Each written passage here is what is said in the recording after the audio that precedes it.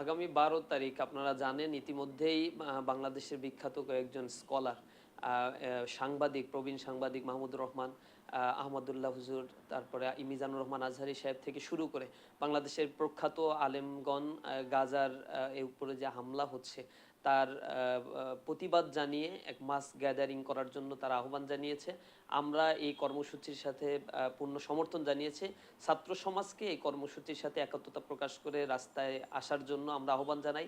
আমরা আশা করছি এই গ্যাদারিংটি ইনশাআল্লাহ বাংলাদেশের স্মরণকালে বৃহৎ একটি গ্যাদারিং আমরা করতে পারবো এবং বিশ্বের কাছে আমরা একটি মেসেজ পৌঁছে দিতে পারবো যে বাংলার মুসলমানরা অন্যায়কে কখনোই বরদাস্ত করে না এবং এই জায়নিজমের এই ধরনের ঘৃণ্য কর্মসূচির বা কর্মকাণ্ডের বিরুদ্ধে বাংলার মুসলমানরা ঐক্যবদ্ধ হয়েছে।